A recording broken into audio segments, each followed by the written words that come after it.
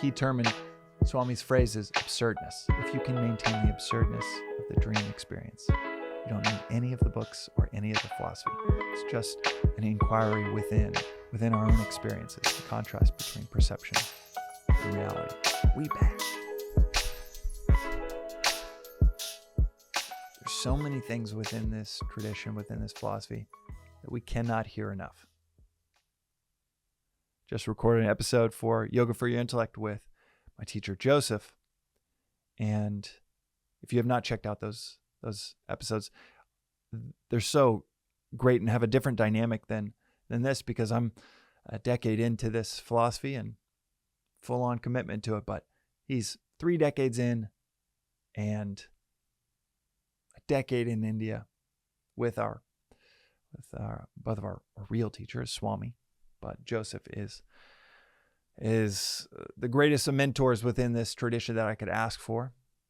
And we record conversational long-form episodes over there at yogaforyourintellect.com or YFYI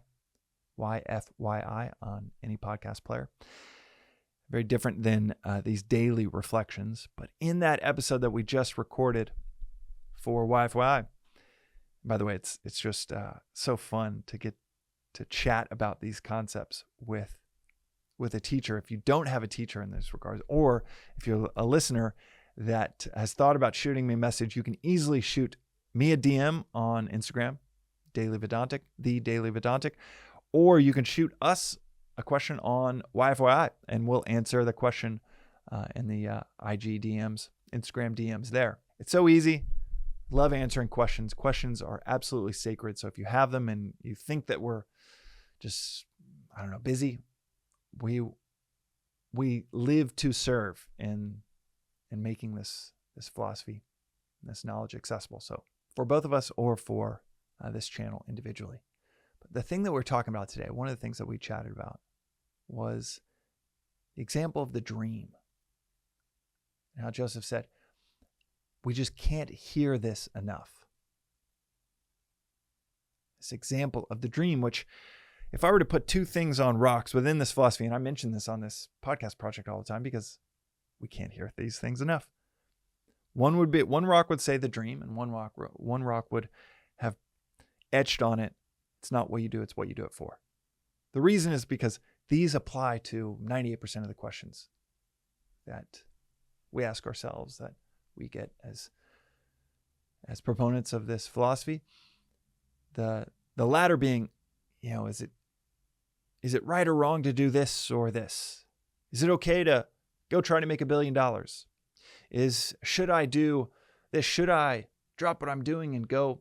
And the answer is always, it's not what you do. We're so used to, in a Western tradition or Western society that is built on traditions that are all about laws. We're so used to just saying, okay, what does the law say about this? What does that authority say about that? The Old Testament has over 640 laws in it. The 10 Commandments have these laws. You have churches and temples and mosques that have just so much legality to it that we need to often ask, like, what's the law on this? What's the law on that? And this philosophy is so much about going inwards and saying, it's not what you do, it's what you do it for. There's nothing wrong with going to make $1 billion if you're doing it for the hire, in a service for the hire of, I'm just making this product and it's a service and or product for my community. And man, a lot of people want it. And I ended up with $1 billion in my bank account. And wow, that's going to allow me to serve my community even more. Should I get married? Should I pursue a spouse? Should we have a baby? Should we have a third child? It's just so simple. It's that rock. It's not what you do. It's what you do it for. Are you doing it for the hire? Or are you doing it for yourself? But this reflection is really about the other rock, the dream.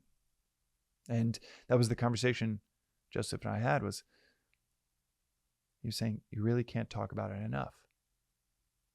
And as we chatted about it, I was like, I talk about the dream example a lot. And yet it's still so ubiquitous of an experience that we all have. It's a ubiquitous example that is given within this philosophy, and yet it still has not clicked. I need to hear it more and more and more. What is it about it that we need to hear? Well, what does the example of the dream, what does it communicate to us? The example in this philosophy is every night that you have a dream, a vivid dream of walls, a roof, the ground, gravity, shoes, pants, shirts, other people, maybe family members, maybe it's coworker, maybe it's strangers, maybe it's on an airplane, maybe it's on a boat. Every night that we have a dream, we might remember, we wake up and we say, wow, that entire world was a projection of my mind. It was not real. It was not real. Complete the whole thing that I was convinced was real. That entire experience that I was convinced was real was not real. Every little reflection on the wind chop on the waves on that boat that I was on in that dream, or that airplane with all of the different seats and every fiber of hair on everybody's heads, that was all a projection of my mind. My mind created that entire world. And my perceptions had nothing to do with reality. I perceived, saw, heard, felt a world that I was convinced was real. And from the waking state, once you wake up, you realize none of that was real. And my sense perceptions, sight, touch, what we're hearing, had nothing to do with reality back then, 5 minutes ago, 5 seconds ago. But then we wake up and we say, well, this is real because I can touch it. This person's real because I'm having a conversation with them. These walls are real because I can see them. How insane is that? And the insanity that any of us can actually hear and maybe even grok and understand, digest of, yeah, that's actually interesting point. That's why this philosophy for 5,000 years just points back to something so mundane and yet so exotic at the exact same time, of how we create entire worlds with our minds every 24 hours, and multiple of them, multiple dreams each night. We know it, and yet we make the same mistake over and over and over again when we wake up right now as you listen to this. As you look around wherever you are, you're like, well, yeah, this is an interesting concept and it's entertaining, and yeah, maybe there's something to it. And yeah, I like the dream example, but for the most part, I'm pretty certain this is all real. Swami even goes so far as to say, if you can maintain the absurdness of the dream experience, you don't need any of the books or any of the philosophy. If you can maintain the absurdity of the dream experience, which is the ability to project, create, manifest an entire world that does not exist.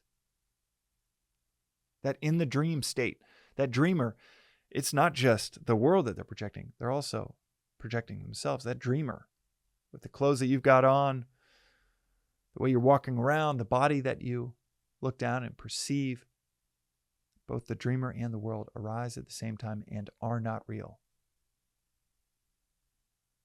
And as easy as it is to believe that, it's nearly just as impossible to believe that this is happening in an elevated way here. And that's what this philosophy has been saying for thousands of years. Even though time is irrelevant in this conversation, because time is irrelevant in the dream where you think like, well, I'm in this room because, well, I walked from over there, or I had this other memory that my friend and I did this other thing, and none of it's real. None of it. There is no real timeline in that dream. You popped in, popped out. The Ashtavakra Gita talks about life being a dream of 3 to 5 days. It's a dreamlike experience of 3 to 5 days. You might think, oh yeah, we're in this scenario because of that thing that we did last week and the week before and the childhood that I had, and might even We all get caught up in like, well, scientists say evolution's a thing. There was a big bang, and that's what we say. It's what we talk about. It's what we buy into. But this philosophy, even though you can absolutely make space for all of those things and still progress in this philosophy, progress mightily in this philosophy, still make space for all of those things, this philosophy also candidly and bluntly says none of those happened. We hear that and we say that's crazy talk. Everybody agrees that at least there's like a childhood and then an adulthood and time, and history, and the past. We all agree, right? And this philosophy just points back to the dream. It's like, yeah. A couple hours ago you were sleeping. You all agreed, and something that you now know for a fact was not real. It's not philosophy. It's not a hypothesis. It is now factual, subjective experience that everybody in a projected world can agree on that which is not real. So beyond just not being able to trust our sense perceptions with the dream example that we have to hear, that we have to hear again and again and again for it to click. But even more than not being able to trust our sense perceptions, definitely can't lean on, well, we collectively, other people, collectively believe X, Y, or Z to be the case. Because the dream eviscerates, not in a philosophical, not in a hypothetical, not in some quantum physics, just straight logical way, eviscerates the fact that, oh yeah, we can all just lean on everybody's collective opinions to discover what's real and what's not real. It eviscerates that logically. It eviscerates that because, well, you could do that in a dream and it would have nothing to do with reality. All 15 people in a room could agree on something in your dream, and maybe you all did a couple hours ago when you were asleep, and it had nothing to do with reality.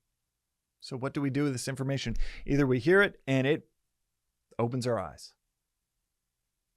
Maybe you're the one in a few million, one in a billion, where you just hear it once and it opens up your eyes.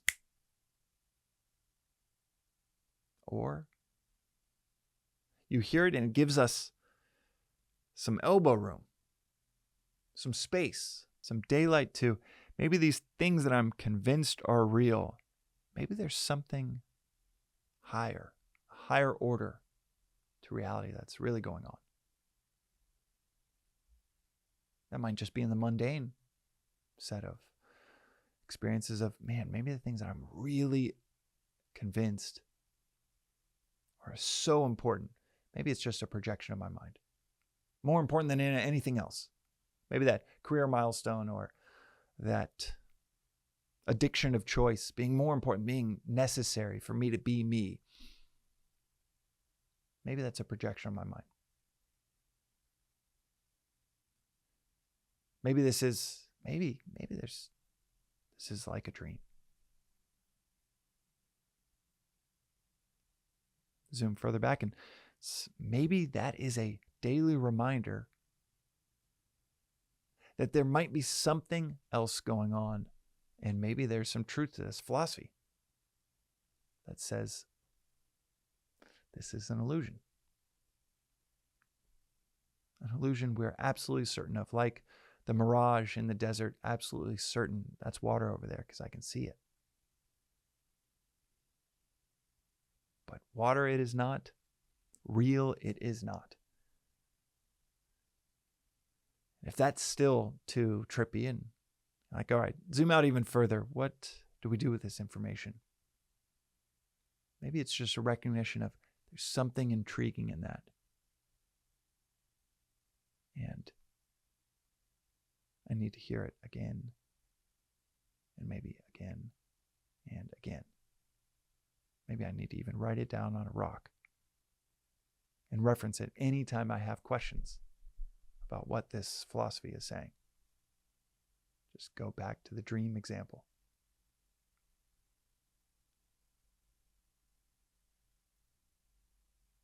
That's the reflection I've been thinking about since Joseph mentioned the dream example as being something we need to hear again and again and again.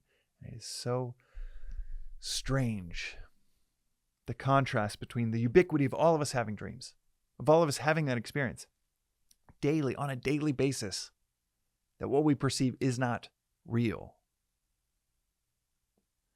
And the contrast to this waking state, where we're convinced that's all the proof we need to assess that this world must be real. What an odd, strange, weird contrast. Not even, like I said, not even philosophically. It's not some philosophical concept put forth. It's just our experience from, well, that obviously wasn't real, and I was so certain. And yet it obviously wasn't too. I'm back in this certainty that I'm shown every 24 hours is misplaced. But every 24 hours, asleep or awake, when I look around, this must be real because I perceive it. The key term in Swami's phrase is absurdness. If you can maintain the absurdness of the dream experience, you don't need any of the books or any of the philosophy. You don't need to read a single word in Sanskrit. It's just an inquiry within our own experiences. The contrast between perception and reality. And that contrast we experience for many of us on a daily basis. And when it seems so trippy and you come up with, what about this? What about this? It's the beauty of writing it on a rock, metaphorically or literally. You can always go back to the dream example and just ask yourself, well, what about the dream example? This philosophy says you are everyone. There is not two. There is just oneness. That sounds hippy-dippy at best or insane at worst. And then you go back to the dream example. Those 15 other people in the room, 100 other people on that airplane.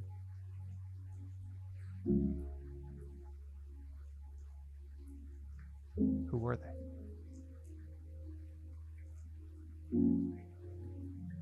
That's today's reflection on the Daily Vedantic. We'll see you next time.